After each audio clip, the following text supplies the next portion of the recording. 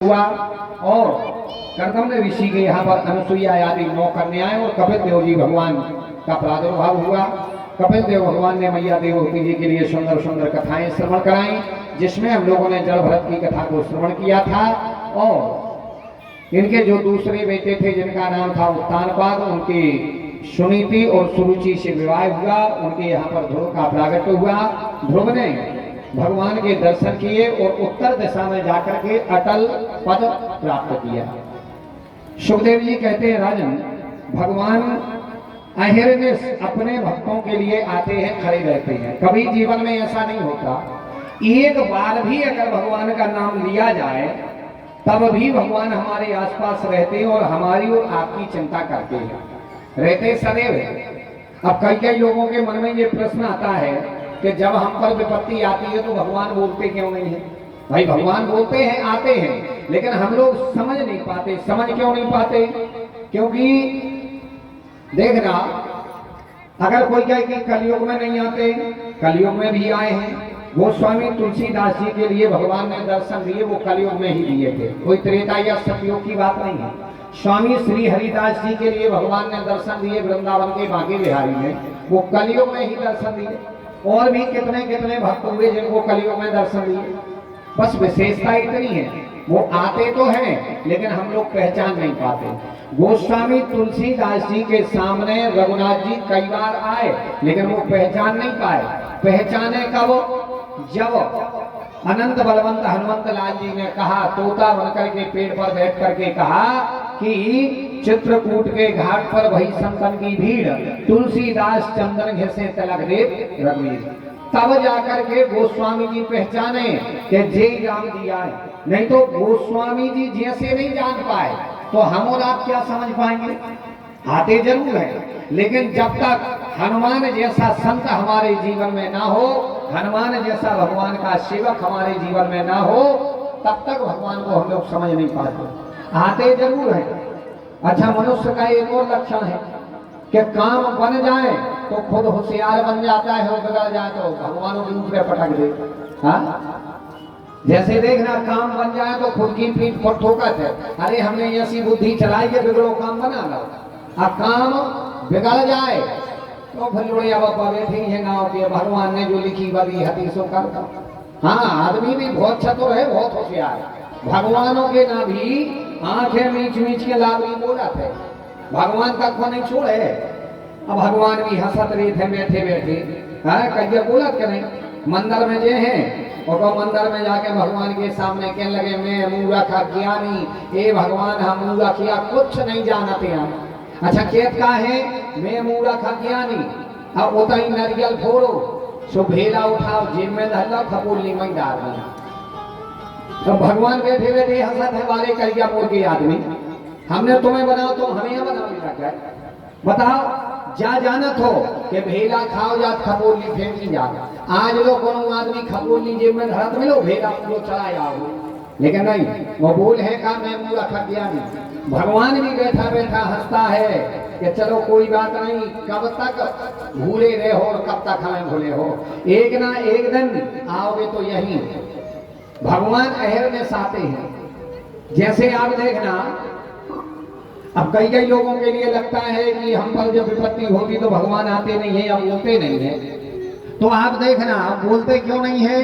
जैसे किसी बच्चे के स्कूल में पेपर चल रहे हैं और पेपर चलते चलते उसी क्लास में टीचर होता है हमें पढ़ाने वाला, उसी क्लास में है, लेकिन वो टीचर अगर अच्छा है तो अपने स्टूडेंट को कभी नकल नहीं करवाएगा। नकल नहीं करवाता, बताता नहीं है, क्योंकि हमने साल भर पढ़ाया है। अब अगर तुमने पढ़ा है तो पेपर में तुम लिखो। ऐसा ही भगवान हमारे पास होते हैं लेकिन वो बोलते नहीं, वो सोचते हैं कि अब हम देखते हैं तुम्हें धर्म पर भरोसा कितना है, ईश्वर पर विश्वास कितना है। सो भगवान नहीं बोलते, लेकिन विपत्ति में भगवान होते हमारे पास। अच्छा, मन में एक प्रश्न और आता है यहाँ पर, आजकल एक प्रश्न और आता है कि देखो, जो अच्छे कर्म करे, मंदिर जाए, माता पिता की सेवा करे, बड़ों का मान करे, धर्म करे, ऐसे आदमियों के लिए जीवन में दिक्कत भी ज्यादा आती, बड़ी दिक्कतें आती हैं धर्मानुरागियों के लिए। और जो उल्टे कर्म करते हो, पाप करते हो, दुराचार करते हो, उनके लिए तो पूरी जिंदगी निकल जाए, बुखार तक न चढ़े। तो कई लोगों को लगता है कि यार वे उतने उल्टे कर्म कर रहे, उन्हें कुछ नहीं भाव, हम बड़े अच्छे चला सीधे चला, लेकिन दिक्कत है कलयुग में ये भी उल्टा है। तो अच्छा, अच्छे लोगों के लिए, संदेह हृदय लोगों के लिए, ईमानदारी से चलने वालों को दिक्कत क्यों होती? इसका एक कारण है। कारण ये है कि अपन लोगों ने कौन से युग में जन्म लिया? ये युग है कौन? कलयुग। और कलयुग में अगर अपन सतयुग जैसे लक्षणों से चलेंगे तो कलयुग परेशान करेगा।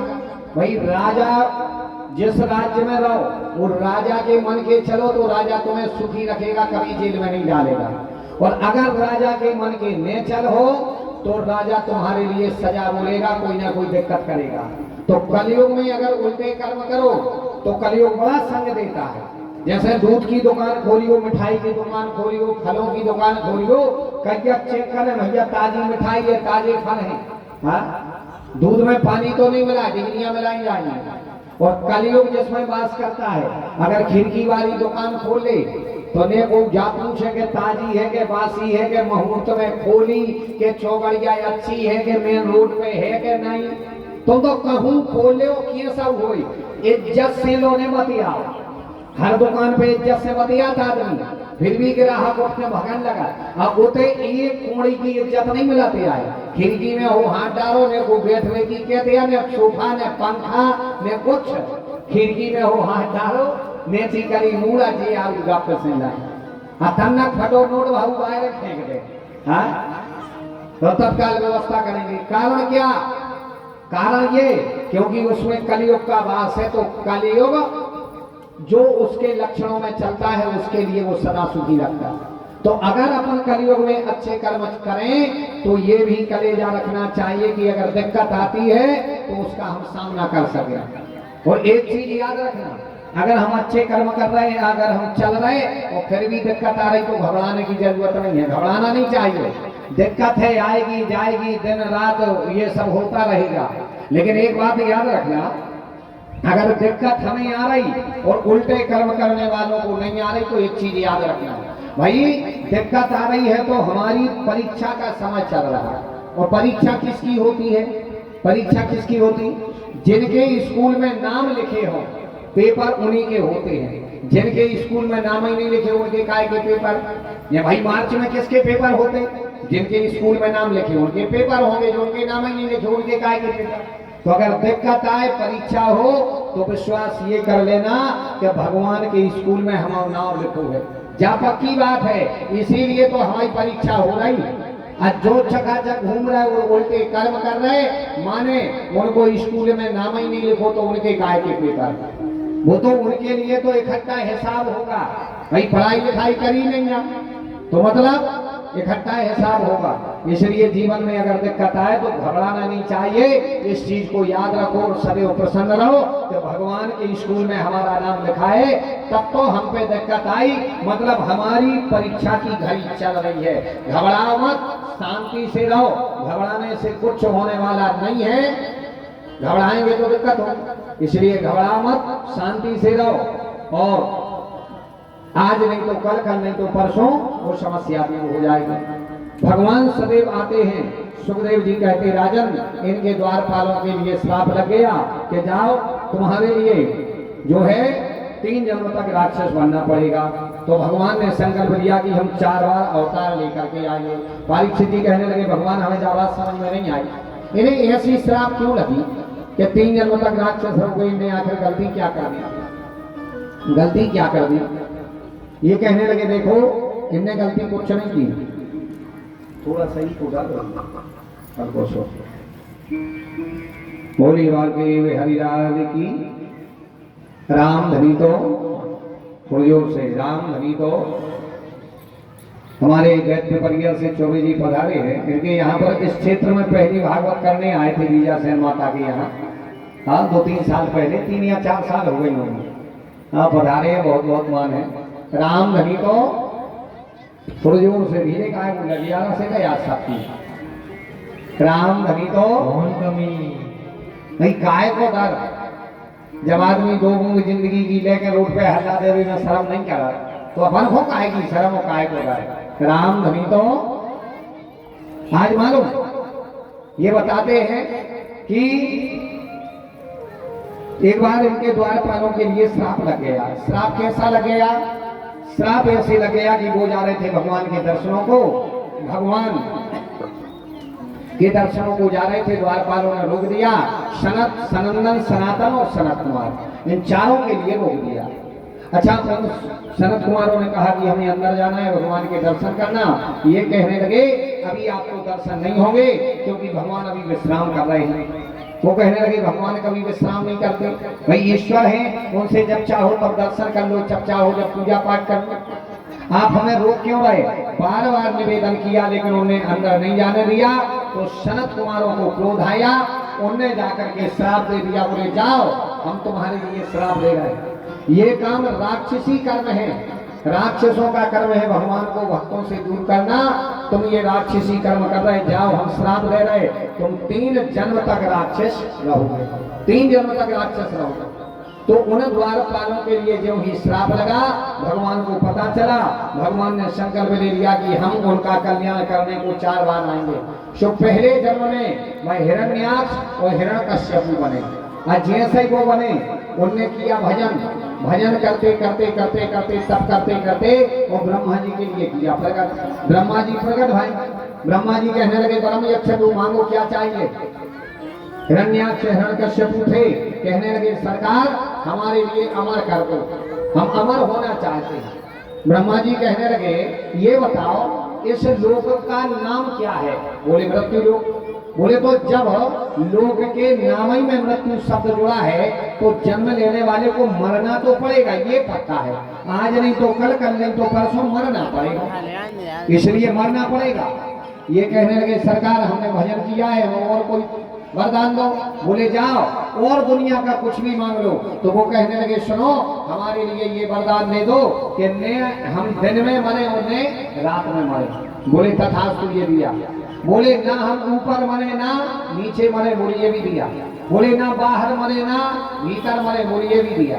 बोले ना अस्त्र से मरे ना शस्त्र से मरे, बोले ये भी दिया। बोले अब इनने मन में विचार लगाया कि ना बाहर ना भीतर ना ऊपर ना नीचे ना अस्त्र से ना शस्त्र से ना दिन में ना रात में ना नर से ना नारायण से, माने अब हम मरे ही नहीं, हमको अमर हो गए। इसके लिए लगा कि शायद ब्रह्मा जी 4 मुंह घरिया लगा फिर बुद्धि 2 पैसा की नहीं है इनमें। अच्छा एक देखना, मूर्खों की जब चनार भी होता है, मूर्ख आदमी को अगर टच करना है कि ये मूर्ख है कि नहीं आता, अबे मूर्ख आदमी से तुम साफ बतिया के देख लियो, वो तुम्हारी हर बात मानवे तैयार हो गए। एक बात हर मानवे का पूर्ण तैयार नहीं होते, तुम कितना खास हो। मूर्ख आदमी का नहीं माना, अबे मूर्ख से कहियो तुम्हारे पड़ोसी के पैसा बहुत है वो मान जाए, अरे कमाओ झमल तो सुधो धने ही मान जाए। कहियो तुम्हारे पड़ोसी को शरीर बहुत अच्छा है, मान जाए, के दिन भर खा रहे वो डरे है, काम का छुहे नहीं है, बनो है शरीर, मान जाए। अच्छा एक चीज भर के देख लियो कि यार तुम्हारा पड़ोसी तुमसे ज्यादा बुद्धिमान है, जा बात नहीं मान सके, इतने तत्काल लड़वे तैयार हो जाए। 1 मिनट में कह दे तो अबे तुम हमें जानत नहीं हो, अबे तुम हमें जाने नहीं हो अच्छे से। मूर्ख आदमी को खुद की बुद्धि और दूसरे की संपत्ति बहुत ज्यादा लगाते हैं। खुद की बुद्धि उसको ऐसी लगती है कि हम लोग बुद्धि नहीं आको में, और दूसरे की संपत्ति ऐसी लगाते कि इतना पैसा हमारे पास होता तो तब तो फटका सोते। ये भी मूर्ख, इसके लिए लगा ब्रह्मा जी की 4 मूलें यहाँ में बुद्धि नहीं है, डोडा बनती। अब ब्रह्मा जी से कहने लगा मन में, इसने सोचा कि दिन में ना रात में ना बाहर ना भीतर ना ऊपर ना नीचे ना अस्त्र से ना शस्त्र से ना देवता से ना दानव से, अब अपन मर है कबे। फिर भी इसके मन में एक शंका थी, इसने वो शंका भी पूरी कर ली। ब्रह्मा जी से कहने लगा सरकार हम 12 महीनों में ने मरे, 12 महीनों में ने मरे। अब ब्रह्मा जी ने कहा तथास्तु, ये भी दिया, वरदान लिया। जाते जाते ब्रह्मा जी ने होलिका को एक चुनरी दी और बोले किसी के घर में आग लग जाए, बच्चे फंसे हो, तुम बचा लाना, तुम्हें दिक्कत नहीं होगी। आज सुखदेव जी कहते राजन ये लौट करके आए, हिरण्याक्ष और हिरण्यकश्यप आए, आकर के अपने राज्य में राज्य चलाने लगे और इतना उपद्रव करने लगे, इतना उपद्रव करने लगे क्या बताएं। धीरे धीरे धीरे धीरे धीरे धीरे करके और चारों तरफ मंदिरों को बंद करवा दिया, हवन कीर्तन बंद करवा दिया, यज्ञ बंद करवा दिए, कथाएं बंद करवा दी, चारों तरफ सब भजन कीर्तन पूजन सब रुकवा दिया। अब ये कहते अगर पुराण करना है तो हिरण्याक्ष पुराण करो, कथा करनी है तो मेरे नाम की करो, यज्ञ करना है तो राम यज्ञ, विष्णु यज्ञ, गणेश यज्ञ नहीं, हिरण्याक्ष के नाम के यज्ञ करो। इनमें इतना उपद्रव किया, इतना उपद्रव किया, क्या बताएं। और इस दैत्य का जो छोटा भाई था उसने तो पृथ्वी को लिया और ले जाकर के रसातल में छिपा दिया, पृथ्वी को ले जाकर के रसातल में छिपाया। और ज्यों ही वहां से लौट रहा था रास्ते में नारद जी से भाई भेंट, नारद जी से भेंट भई। नारद जी से कहने लगा नारद हमसे युद्ध करो। नारद जी कहने लगे भैया हम यहाँ संत, अब संत लड़ना नहीं जानते भाई, कथा करवा लो, भजन करवा लो, कीर्तन करवा लो। अच्छा एक बात और है, कभी कोई विवाद हो जाए तो किसी से विवाद करना भी नहीं चाहिए, क्योंकि आप देखना जहां पे दो मूर्ख इकट्ठे बैठा दिए 15 मिनट नहीं लगेंगे और विवाद शुरू हो जाएगा। बरहमेश मूर्खों में होता है विवाद और बुद्धिमानों में होता है संवाद। अगर जीवन में कोई तुमसे विवाद करने लगे तो उसी समय उस विवाद को खत्म कर दो, विचार कर लो, या तो हम मूर्ख हैं जो इसके विवादों में पड़ गए, या फिर ये महामूर्ख है जो हमसे विवाद करने को आया। वही मूर्खों में होता है विवाद और बुद्धिमानों में होता है संवाद। इसलिए जीवन में विवाद को घटाओ और समाज के लिए बढ़ाओ, जितना कोशिश बने। और विवादों में यहाँ तक किसका भला हुआ, और मूर्खों में होते हैं विवाद। ये कहने लगे कि मुझसे युद्ध करो, मेरी भुजाएं फड़क रही। राक्षस ने जो ही कहा, नारद जी कहने लगे भैया हम तो संत आए, संतों का काम है कथा कहना, संतों का काम है कीर्तन करवाना, संतों का काम है अनेक प्रकार से जग कल्याण के कार्य करना। हम तुमसे लड़ नहीं सकते, विवाद करना अपने बस की बात नहीं है। वो कहने लगा मेरी तो भुजाएं फड़क रही, आप युद्ध करो। नारद जी कहने लगे तो एक काम करो, अगर ज्यादा ही लड़ना है तो जाओ।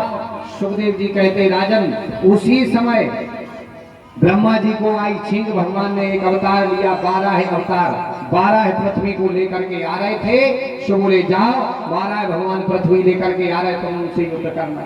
ये गया, उनसे युद्ध किया, उन्होंने इसका वध कर दिया। और 12 भगवान पृथ्वी को लेकर के आ रहे थे तो पृथ्वी के मन में अभिमान आ गया, अभिमान आ गया, घमंड आ गया। पृथ्वी के मन में घमंड आया। पृथ्वी कहने लगी देखो तो मेरे कारण भगवान सूकर बन करके आए। सो भगवान ने पृथ्वी को लिया और पृथ्वी को ले जा करके वृंदावन का दर्शन करवाया। पृथ्वी मैया कहने लगी सरकार जब हम रसातल में चले गए थे तो ये इतना ये ब्रज 84 कहाँ से आया। भगवान कहने लगे सुनो ये ब्रज 84 मालूम कहाँ से आया, ये ब्रज 84 हम अपने गौलोक धाम से लेकर के आए हैं, गौलोक धाम से। अच्छा ये गौलोक धाम कौन? गौलोक धाम शंकर जी की गौशाला का नाम है। शंकर जी ने एक बार यज्ञ किया था, उस यज्ञ में सभी देवी देवताओं के लिए बुलवाया, सब देवी देवता गए, नारायण भी गए। तो नारायण ने जाकर के वहां देखा इनकी गौशाला में एक छोटा सा बछड़ा अपने पैर को लेकर के रस्सी में फंसा रहा था। अब पैर फंसा था रस्सी में, नारायण ने देखा, उन्होंने कहा चलो यज्ञ में तो बाद में पहुंचे जाएंगे, पहले इसको सुलझा दो। उन्होंने पैर निकाला, उसका दूर कर दिया। बछड़े ने सोचा देखो तो ये हमें सुलझा रहे, तो उसने फिर से पैर फंसा लिया, फिर नारायण ने सुलझाया, फिर फंसा लिया, फिर सुलझाया। अब भोले बाबा ने देखा कि सब देवी देवता आ गए, नारायण घर नहीं आए, तो वो कैलाश पर्वत से थोड़े से नीचे को आए देखने। उनने देखा कि गौशाला में एक बछड़ा बार बार पैर फंसा रहा और नारायण सुलझा रहे। ये देखते रहे, देखते देखते नारायण जब वहां से दूर जाने लगे, शंकर जी कहने लगे क्यों नारायण गौ सेवा आपको अच्छी लगती है क्या? नारायण कहने लगे बहुत अच्छी लगती है गौ सेवा। तो बोले जाओ आज से हम अपनी ये गौशाला आपके लिए दान कर रहे हैं। शंकर जी ने अपनी गौशाला नारायण को दान कर दी थी और उसी जगह का नाम पड़ा था गौलोक धाम। गौलोक धाम नाम पड़ा था। बोले ये गौलोक धाम से हम लेकर के आए हैं, गौलोक धाम से लेकर के आए। ये ब्रज 84 कोष में जितनी भी भूमि है ये धरती की नहीं है, ये पृथ्वी पर 2 जगह की भूमि पृथ्वी की नहीं है। एक तो बनारस की, बनारस के लिए भोले बाबा ने त्रिशूल की नोक पर बसाया है और भोले बाबा ने कहा है कि ये मेरा घर है। और ये ब्रज 84 जो है ये भगवान अपने गौलोक धाम से लेकर के आए थे। ये कहने लगे सरकार गौलोक धाम से भूमि लेकर के आए थे, वृंदावन के दर्शन करवाए, पृथ्वी का अभिमान दूर जाने लगा। अच्छा देखना, ये कथा हमें और आपको बता रही है, नहीं कथाएं सबने सुनी, सब जानते हो कि जीवन में किसी भी चीज का अभिमान नहीं करना चाहिए। अभिमान अगर अपन करते हैं भगवान हमसे दूर चले जाते हैं। कल हमने एक बात बताई थी, कल अक्षय तृतीया थी और कल हमने अक्षय तृतीया का आपको महत्व बताया था कि अक्षय तृतीया के क्या क्या महत्व हैं, गंगा जी धरती पे आई और क्या क्या हुआ। कल जो लोग होंगे उनको पता होगा। उनमें से एक कल के दिन एक विशेष काम हुआ था।